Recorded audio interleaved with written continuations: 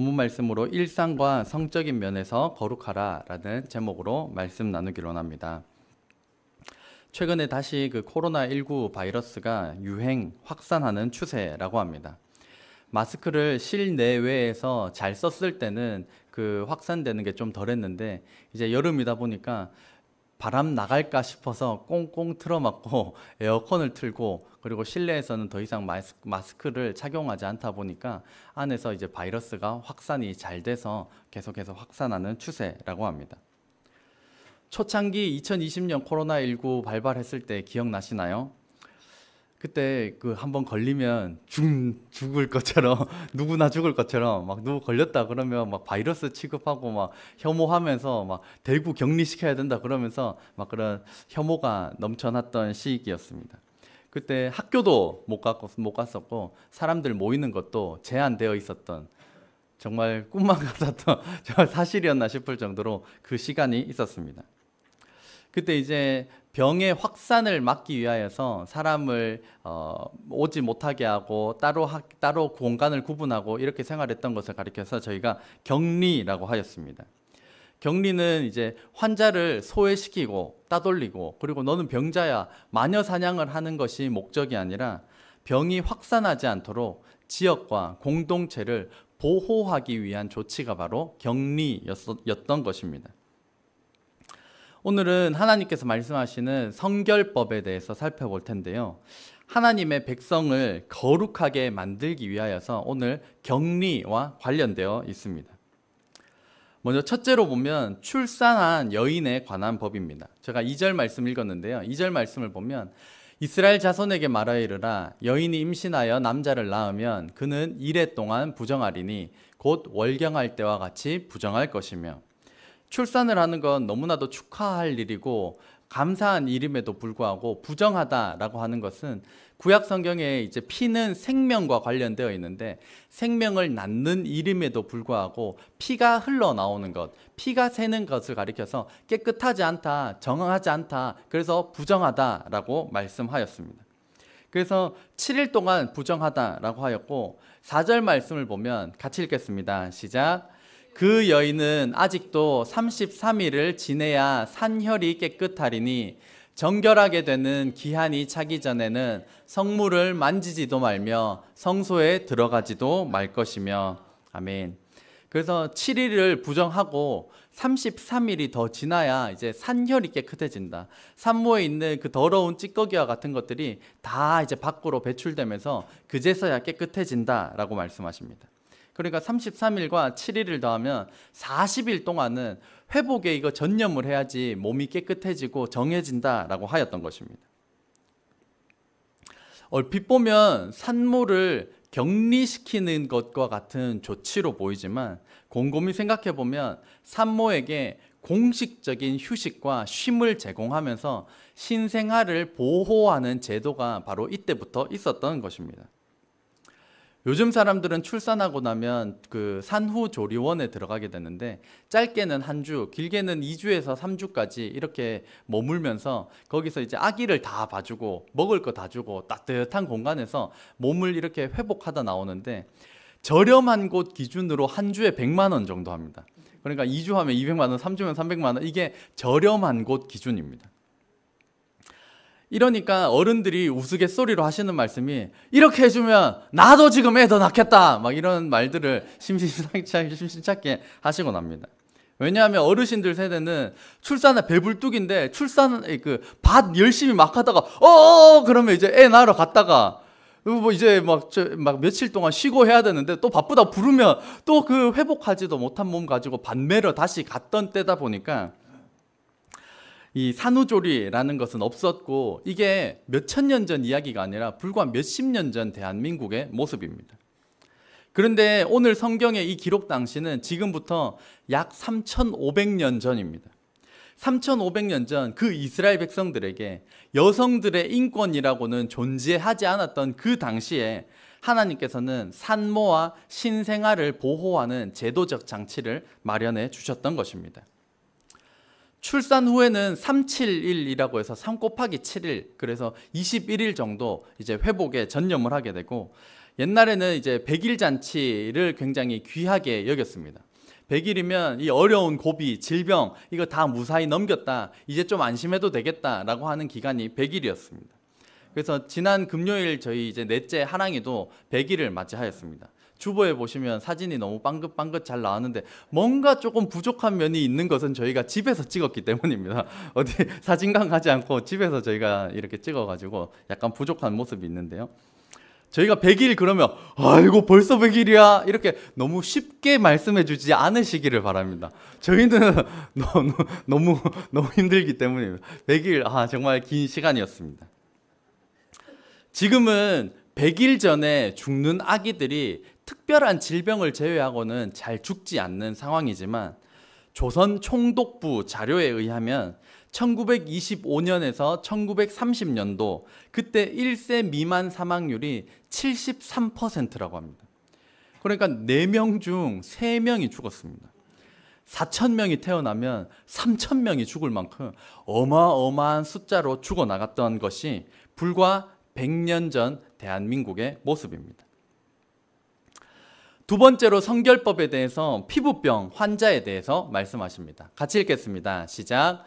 이래 만에 제사장이 그를 진찰할지니 그가 보기에 그 환부가 변하지 아니하고 병색이 피부에 퍼지지 아니하였으면 제사장이 그를 또 이래 동안을 가두어 둘 것이며. 아멘. 그래서 이 피부병 같은 경우는 일단 진영 밖에 격리를 하는 것이 원칙이었습니다. 하지만 이게 관찰을 하고 난 다음에 심각한 일반 전염성이 없는 일반 피부병 같은 경우면 7일 동안 지켜보고 난 다음에 한번 보고 더 이상 퍼지지 않았으면 다음 7일에 하나님께 제사를 드리고 공동체 안으로 돌아올 수 있는 방법들을 마련하셨습니다. 과거에 그 의술과 위생관념이 부족할 당시에 이 피부병은 급속도로 퍼져나갔기 때문에 하나님께서는 전염을 방지하고 이스라엘 공동체의 이 성결을 유지하고 보호를 하기 위하여서 이러한 이 피부병과 같은 법들을 제정하셨던 것입니다. 우리도 위생관념을 생각해 보면 이렇게 발전한 것이 불과 얼마 되지 않았습니다. 재채기를 할 때 누가 뭐 소매 가리고 있나 이렇게 해놓고 뭐 미안하다 뭐 사과도 안 했습니다. 저희 불과 얼마 전까지도 안 했었고 지금도 그런 가정이 가끔 있긴 하지만 국 끓이면 뭐 각자 국 그릇 어디 있습니까? 그냥 가운데 퍼놓고 난 다음에 감기 걸렸든 안 걸렸든 상관없이 한 가족 아이가 이러면서 그냥 한 숟가락으로 그냥 자기 숟가락으로 퍼먹었던 것이 불과 저희 몇 년 전 모습입니다. 코로나19를 거치면서 마스크를 생활화하는 것이 실내든 실외든 저희가 생활화되었었고 또 어떤 큰 질병, 전염병이 돌게 되면 그때마다 손 씻으라는 거 강조했기 때문에 물만 대충 묻혀서 씻던 거 이제 비누 묻혀가지고 꼼꼼히 뭐 앞뒤로 해가지고 손톱부터 해가지고 뭐 열심히 씻고 난 다음에 그것도 부족하면 손 소독제까지 써가지고 소독하는 이 위생관념이 상당히 발전하게 되었습니다.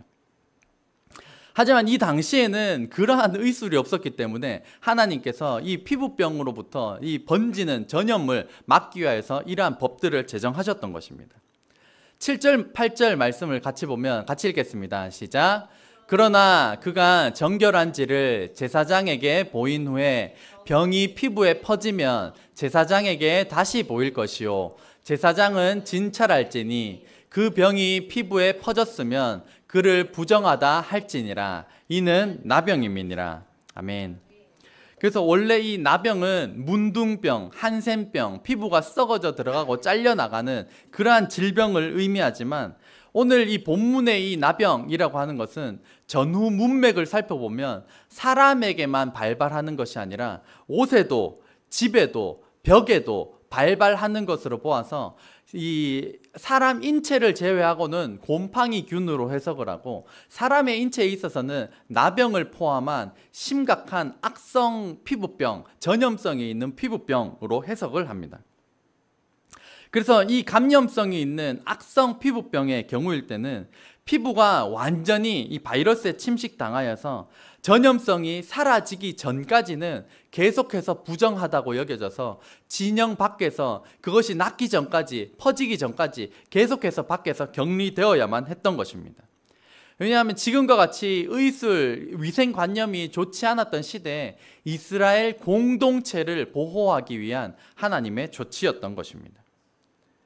그런가 하면 영원히 격리되느냐? 그렇지 않고 하나님께서는 격리가 되었다면 회복할 수 있는 방법을 마련해 주셔서 낫게 되면 제사를 드리고 회복하고 난 이후에 공동체로 다시 복귀할 수 있는 그러한 방법들을 다 마련해 주셨습니다.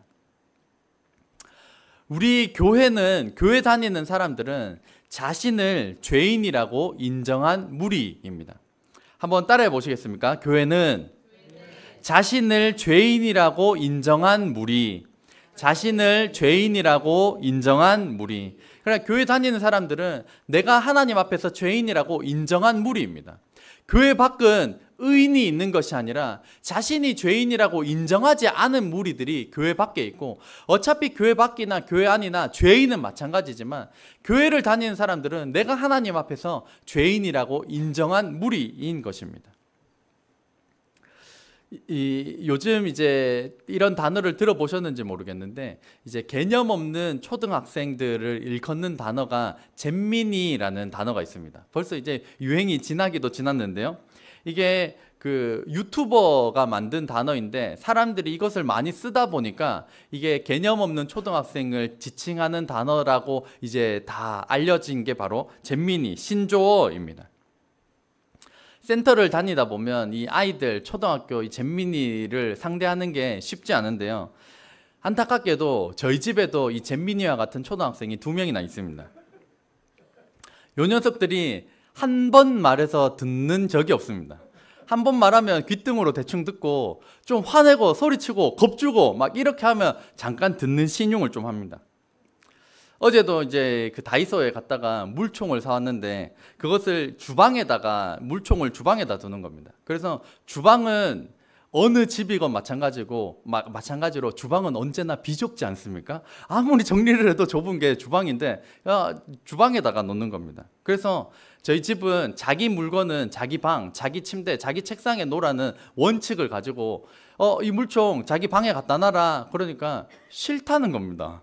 그래서 아니 여기 부엌은 같이 쓰는 거고 좁으니까 자기 물건은 자기 방에 갖다 놔야 되니까 이 물총 네 방에 갖다 놔라. 싫다는 겁니다. 아니 네 물총 네 방에 갖다 놓으라는데 뭐가 싫냐고. 무조건 죽어도 그냥 싫다는 겁니다. 오늘 교회에 물총을 가지고 와야 되는데 혹시라도 방에 놔두면 잊어버릴까 싶어서 무조건 죽어도 싫고 무조건 여기 놔둬야 된다는 겁니다. 그래서 저희는 이제 사람이 많다 보니까 막내 하랑이를 제외하고도 저희가 5명이니까 물건 하나씩만 주방에 놔도 5개입니다. 그러니까 무조건 자기 방에 갖다 놔야 되는데 이 녀석이 아무리 말을 해도 안 들어서 결국에는 그래 오늘은 그냥 여기 놔두고 다음부터는 방에 갖다 놓자 이렇게 하고 마무리했습니다. 제 눈에는 뭐 제가 옳은 것 같지만 하나님께서 보실 때는 어떠한 모습일까요? 하나님 앞에 우리들의 신앙을 견준다고 할 때 제가 언제나 첫 번째로 떠오르는 이 문장은 이겁니다. 따라해 보겠습니다. 도토리 키재기. 도토리 키재기라는 생각을 많이 합니다. 도토리 키재기가 뭡니까? 요만한 도토리들 쫙 일렬로 딱 세워놓으면 뭐 크고 작은 놈, 뭐 그놈입니다. 뭐 크면 얼마나 크고 작으면 얼마나 작겠습니까? 도토리 키재기는 고만고만하다 그런 뜻입니다. 목사인 제가 아무리 깨끗하게 살려고 발버둥 쳐도 하나님 앞에서 죄인인 것은 분명을 합니다. 저희 자녀들이 부모 말씀에도 순종 안 하는 요 잼민이들 뭐 이렇게 하더라도 예나 저나 하나님 앞에서 똑같이 죄인인 것은 분명한 것입니다. 성도님들 삶에도 마찬가지입니다. 아무리 내가 깨끗하게 살아도 혹은 내가 아무리 죄를 많이 짓고 살아도 우리는 여전히 하나님 앞에 용서받아야 하는 죄인이라는 사실은 분명하다는 것입니다. 저와 여러분 삶 가운데 있는 죄는 끊어내야 하지만 죄인인 우리에게는 언제나 돌아올 기회를 주시는 사랑의 하나님을 마음속에 모셔드리는 저와 여러분 되시기를 주의 이름으로 축복합니다. 세 번째로 성결법에 대하여서는 성적인 정결에 관한 법입니다. 같이 읽겠습니다. 시작. 이스라엘 자손에게 말하여 이르라. 누구든지 그의 몸에 유출병이 있으면 그 유출병으로 말미암아 부정한 자라. 아멘. 유출이라고 하는 것은 이 생식기와 관련된 곳에서 어떤 분비물이 나오는 것을 가리켜서 유출병이라고 합니다. 그러니까 여성에게도 생리라고 하는 유출이 있을 것이고 남성의 몸에도 유출이라고 하는 그런 질병이나 그런 것들이 있을 때 하나님께서는 부정하다고 말씀하셨습니다. 하나님께서는 이 성과 관련하여서 생육하고 번성하라 라고 말씀하시면서 가정의 평화와 안정을 위하여서는 건강한 하나님께서 정하신 건강한 성생활, 하나님께서 정하신 테두리 안에서의 성을 누릴 것을 명하셨습니다. 하나님께서 주신 성이라고 하는 것은 거룩하고 아름다운 것입니다. 그 아름다운 성을 무분별하게 잘못, 더럽게 사용되는 것을 방지하고자 성과 관련된 법을 주신 것입니다. 이 성결법과 관련해서 정리해서 우리에게 적용할 점으로 우리에게 주시는 부분을 살펴보면 첫째, 같이 읽겠습니다. 시작. 일상에서 거룩하라. 그래서 이 레위기 12장 15절 이 말씀을 쭉 읽어보면 우리의 일상생활과 관련되어 있다는 것을 알 수 있습니다. 출산과 관련된 것, 또 집의 벽, 내가 생활하는 집기류와 물건들, 피부병, 이것은 우리네 삶, 우리네 사건들이기 때문에 하나님께서 이 레위기를 통하여서 우리에게 말씀하시는 것은 특별한 순간에만 거룩한 것이 아니라 우리가 살아가는 일상생활에 거룩하기를 힘쓰라라고 말씀하시는 것입니다. 저희가 지난주 위미션 캠프에서도 나눴고 수요 기도회에서도 나눴었는데 이 사탄의 유혹은 우리에게 대놓고 뿔 달린 채로 오지 않는다라고 말씀드렸습니다. 우리를 넘어뜨리는 것은 아주 달콤하게 아주 매력적으로 보여지는 것이 사탄의 유혹입니다. 사사기 16장 19절 같이 읽겠습니다. 시작. 들릴라가 삼손에게 자기 무릎을 베고 자게 하고 사람을 불러 그의 머리털 7가닥을 밀고 괴롭게 하여 본즉 그의 힘이 없어졌더라. 아멘. 그래서 이 들릴라가 삼손이라는 사사를 유혹하는 겁니다. 삼손이라는 사사를 어떻게 유혹합니까? 들릴라가 삼손에게 자기 무릎을 베고, 벌써 웃으시니까 제가 하기가 굉장히 민망한데요. 벌써 웃으셔서 제가 수요일 날 또 말씀을 전했거든요. 들릴라가 삼손에게 자기 무릎을 베고, 그러니까 이렇게 말씀드려서 죄송한데요. 성렬 형제 저희 커플이라고 할 때 우리 자매가 그러는 겁니다. 성렬 내 무릎을 베요. 성렬 이제 이렇게 유혹을 하는 겁니다. 들릴라가 삼손을 유혹할 때 뿔 달린 것처럼 와가지고 내가 유혹한다 이렇게 하지 않았고 삼손 내 무릎을 베라니까 삼손 막 별의 별짓을 하면서 유혹을 하는 겁니다. 그렇게 했을 때 삼손이 이렇게 가는 겁니다. 사탄이 우리를 유혹하는 것, 들릴라가 우리를 유혹하는 것은 뿔 달린 것으로 이거 너를 실패하기 위함이다. 너를 넘어뜨리기 위함이다. 너를 하나님으로부터 멀어지게 만들기 위함이다. 이렇게 오지 않습니다. 삼손 아주 달콤하게 아주 매력적으로, 근데 거기에 놀아나다 보면 어느샌가 보면 하나님 말씀으로부터 멀어져 있고 기도로부터 멀어져 있고 예배는 귀찮은 것이 되어져 버린, 처음에 들어오는 것은 달콤하고 매력적으로 오는 것이지만 그 유혹에 노출되고 빠져버리면 어느샌가 하나님으로부터 멀어지게 된다는 것입니다. 그래서 거룩이라고 하는 것은 오른손 또 한번 꺼내 보시겠습니까? 칼처럼 컷! 한 번 더 컷! 잘라내다. 거룩은 잘라내다는 겁니다. 들릴라가 삼손 했을 때 컷! 잘라내야 됩니다. 성경의 구약의 요셉은 어땠습니까? 보디발 장군의 아내가 유혹했습니다. 거기도 마찬가지입니다.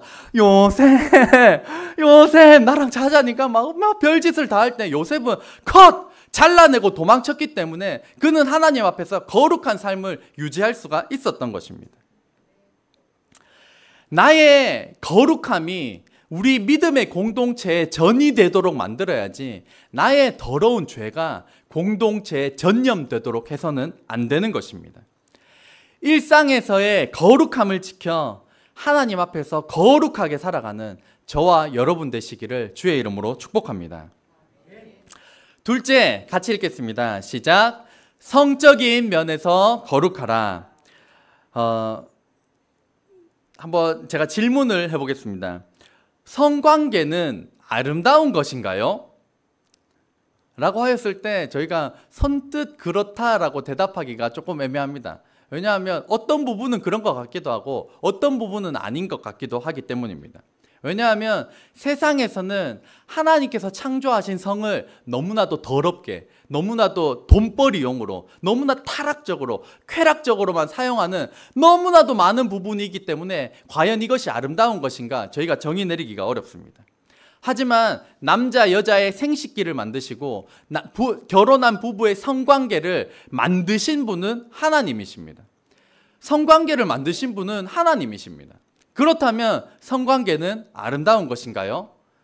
아멘. 성관계는 원래 아름답고 거룩하고 순결한 것입니다. 대신에 하나님께서 만드신 그 방법대로 그 제도 안에서 사용하고 누릴 때 그것은 아름다운 것입니다. 그래서 하나님께서 정하신 성관계는 무엇입니까? 같이 읽겠습니다. 시작. 결혼한 부부 안에서 누리는 거룩한 성. 그래서 하나님께서는 언제나 결혼한 부부만 누려라. 다른 사람이랑 누리지 말고, 결혼 전에도 누리지 말고, 결혼하고 다른 사람과도 누리지 말고, 결혼한 부부 안에서만 누려라 라고 이 성관계를 정하셨습니다. 이때 누리는 것은 거룩하고 아름답고 순결한 것입니다. 2020년도에 불륜을 소재로 한 드라마 부부의 세계라는 드라마가 있었습니다. 저도 이제 스쳐 지나가면서만 봤지 제대로 본 적은 한 번도 없는데 거기에 그 유명한 대사 중에 하나가 이겁니다. 사랑에 빠진 게 죄는 아니잖아. 그러니까 이게 지금 주제가 불륜입니다. 불륜. 그러니까 내 사랑하는 아내 말고 다른 여자와 내가 사랑에 빠진 게 죄는 아니잖아. 내 남편 놔두고 다른 남자와 사랑에 빠진 게 죄는 아니잖아 라고 외치고 있다는 것입니다. 하나님의 말씀이 없으니까 내가 사랑에 빠진 게 뭐가 죄냐, 내 아내 말고 다른 여자랑 사랑에 빠지는 게 뭐가 죄냐 라고 말하는 타락의 지경에 와 있다는 것입니다. 2015년도에 우리나라에서는 간통죄가 폐지되었습니다. 간통죄가 있었을 때는 예를 들어 내 배우자가 바람을 피면 112에 신고해서 내 배우자가 바람을 피고 있습니다. 그러면 경찰이 출동을 해서 현장 검거하고 검찰에 기소를 했다고 합니다. 지금은 경찰에 신고해도 출동하지가 않습니다. 왜? 죄가 아니기 때문입니다. 간통죄가 폐지가 되고 나서는 폐지가 될 때 사유가 이것입니다. 국민의 성적 자기 결정권, 그리고 사생활 비밀 자유 침해.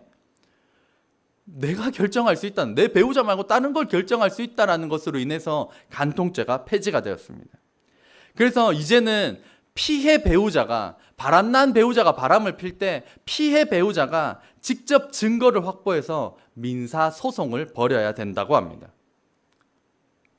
남편이 있는데, 아내가 있는데 다른 이성과 바람 피워도 더 이상 죄가 되지 않고 자료를 충분히 모으지 않은 상태에서 성급히 고발하고 성급히 오픈해버리면 명예훼손죄로 오히려 고발당하는 시대가 되었습니다. 성과 관련된 문화는 참으로 많습니다. 젊은 세대의 문화는 어떻습니까? 동거 문화가 있습니다. 동거는 결혼하지 않은 남녀가 함께 사는 것이 바로 동거입니다. 동거는 일반적으로 대학생 때부터 많이 시작이 됩니다. 저희 하양에도 대학교가 많습니다.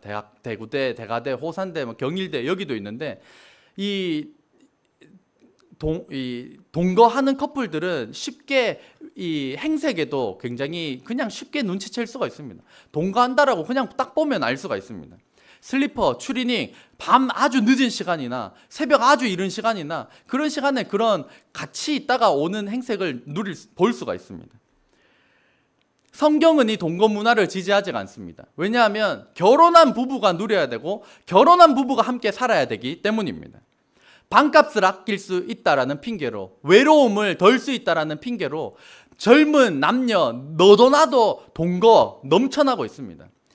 이 대학생들이 엄청나게 많이 즐기고 있는 것이 동거 문화인데, 성경은 동거 문화가 잘못됐다라고 말씀하고 있습니다. 또한 젊은 세대에는 원나이트 문화가 있습니다. 원나이트 문화는 이름도 모르지만 그냥 오늘 밤 하루 우리 관계를 맺자라고 하는 문화가 원나이트 문화입니다. 그래서 원나이트 문화를 온 세계에, 우리 한국이 원나이트 문화가 있다, 이것이 강남 스타일이다라고 해서 퍼뜨린 노래가 강남 스타일입니다. 가사를 제가 노래를 불러보면요, 아름다워 사랑스러워, 제가 좀 더 열심히 부를까요? 너무 양성하게 부르나요? 그래 너 헤이, 그래 바로 너 헤이, 가사가 이렇거든요. 그러니까 왜 지금 이름을 안 부르고 그래 너라고 하냐는 겁니다. 왜냐? 이름을 모른다는 겁니다. 오늘 처음 봤다는 겁니다. 오늘 처음 봤는데 너 춤추는 너, 그래 너 뒤에 너 말고 너 오늘 우리 지금부터 갈 때까지 가보자, 오빤 강남 스타일이야 라고 하는 것을 전 세계에 떠벌린, 타락한 문화를 전 세계에 떠벌린 노래가 강남 스타일이었습니다. 또한 우리가 근절해야 하는 것이 야동 문화입니다. 야동은 야한 동영상이라는 것입니다. 마태복음 5장 28절 같이 읽겠습니다. 시작. 나는 너희에게 이르노니 음욕을 품고 여자를 보는 자마다 마음에 이미 간음하였느니라. 아멘. 그러니까 이 포르노, 음란한 것들, 이 영상을 보고 즐겨서는 안 됩니다. 왜냐하면 그런 목적으로 만들어진 것이 아니라, 내가 길을 갈 때에도 음란한 마음을 품고 그냥 지나가는 여자를 보는 것 자체도 예수님께서는 너는 이미 마음에 간음했다, 그렇게 마음에 음란한 마음을 품고 여자를 보면 안 된다라고 말씀하셨는데, 그것을 끈적끈적하게 녹여낸 음란한 영상들은 그리스도인이 당연히 봐서는 안 되는 것입니다. 제가 어릴 때 막 댓글이나 이런 걸 보면서 남자들은 이 야동이라는 것을 다 보고 평생 동안 보는 줄 알았습니다. 근데 안 봅니다. 저도 안 본 지도 수십 년이 되었고, 이렇게 하면 예전에 봤다는 게 되는데 죄송합니다. 저 어릴 때 저의 과거가 있기 때문에. 하지만 제가 회심하고 예수님을 잘 믿고 난 다음부터 이게 잘못됐구나 라고 한 다음부터 끊었고, 지금도 남자 컴퓨터에는 그런 광고 많이 옵니다. 40대만 즐길 수 있는 게임, 40대 남자가 오는 게임, 이런 거 엄청 많이 옵니다. 근데도 한 번도 눌러본 적이 없습니다. 그래서 그 정도로 유혹이 많이 있는 나라인데, 그리스도인은 그것을 눌러서도 안 되고 봐서도 안 된다라는 것입니다. 왜냐하면 음욕을 품고 여자를 보면 마음에 이미 간음하였다라고 말씀하기 때문입니다. 다 본다, 남자는 다 본다, 동거 다 한다, 너도 해라, 너도 괜찮다, 안 하면 니만 바보다 라고 외치는 세상의 거짓된 메시지에 속지 마시길 바랍니다.